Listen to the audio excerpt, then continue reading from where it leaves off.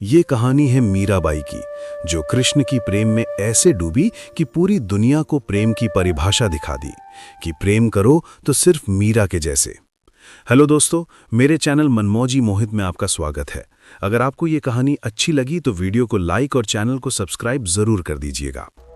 राजस्थान की गर्म हवाओं के बीच एक छोटा सा गांव था, कुड़की। उसी गांव में एक नन्ही सी लड़की का जन्म हुआ जिसका नाम था मीरा। मीरा बाकी बच्चों जैसी नहीं थी। मीरा को भक्ति में बहुत मन लगता था। जहां बच्चे खिलौनों से खेलते थे, वहीं मीरा एक छोटी सी कृष्ण की मूर्ति को अपने सीने से लगाकर बैठी रहती थी। उसकी आंखों में एक अजीब सी चमक थी, जैसे वो किसी और दुनिया में खोई हो। एक दिन उसने अपनी माँ से पूछा, माँ, मेरा दूल्हा कौन है? माँ ने हंसते हुए कृष्ण की मूर्ति की ओर इशारा किया, वही तुम्हारे दूल्हे हैं। बस उस दिन से मीरा ने ये बात मजाक नहीं समझी, बल्कि अपनी पूरी जिंदगी कृष्ण को सौंप दिया। समय बीतता गया, मीरा बड़ी हो गई। तब मीरा के माता पिता उसका विवाह मेवाड़ के राजा राणा सांगा के बड़े पुत्र भोजराज के साथ कर दिया। महल में ऐश्वर्य था, दौलत थी, सम्मान था, लेकिन मीरा के लिए ये सब कुछ भी नहीं था। मीरा तो शुरू से ही कृष्ण को अपना पति मान चुकी थी। उसका दिल तो बस कृष्ण के लिए धड़कता था। रात के सन्नाटे में जब पूरा महल सो जाता था, तब मीरा मंदिर में जाकर गाती थी। उसकी आवाज में ऐसा दर्द और प्यार था कि पत्थर भी पिघल जाए। लेकिन महल के लोगों को ये सब पसंद नहीं था।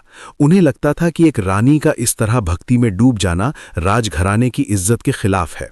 मीरा को रोका गया, समझाया गया, डराया गया, पर मीरा ने सिर्फ एक बात कही, जिसे मैंने अपना मान लिया उसे मैं कभी छोड़ नहीं सकती। फिर शुरू हुआ उसके जीवन का सबसे कठिन दौर। राजा ने सोच लिया अब मीरा को मरना पड़ेगा। एक दिन मीरा को जहर दे दिया गया। सबको लगा कि मीरा अब मर जाएगी, लेकिन मीरा ने मुस्कुराते हुए वो प्याला पी लिया और मीरा को कुछ नहीं हुआ। दूसरे दिन राजा ने धोखे से एक टोकरी में सांप भेज दिया, ये सोच के कि मीरा इसको खोलेगी तो सांप इसको काट लेगा और मीरा मर जाएगी। जब मीरा ने टोकरी खोली, अंदर से सांप नहीं बल्कि कृष्ण की मूर्ति निकली। अब सबको समझ आने लगा ये कोई साधारण प्रेम नहीं है, ये तो भक्ति है, सच्ची भक्ति। धीरे धीरे मीरा ने सब कुछ छोड़ दिया, राजमहल, दौलत, रिश्ते, और निकल पड़ी दुनिया के मोह माया से बहुत दूर, जहां बस कृष्ण थे और उनकी यादें।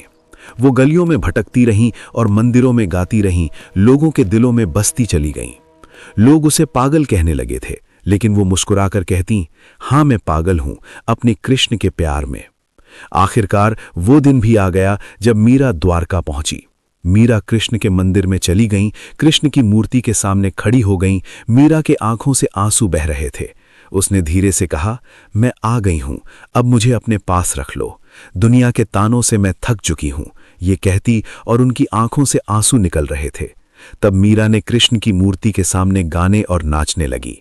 उसी पल कुछ ऐसा हुआ जिसे कोई समझ न पाया। मीरा नाचते नाचते उस मूर्ति में समा गई, जैसे वो कभी इस दुनिया की थी ही नहीं। बस रह गई उसकी आवाज, उसके भजन और एक कहानी सच्चे प्रेम की, जो आज भी लोगों के दिलों में जिंदा है। इस तरह मीरा लोगों के दिलों में अमर हो गई। ये कहानी आपको कैसी लगी दोस्तों?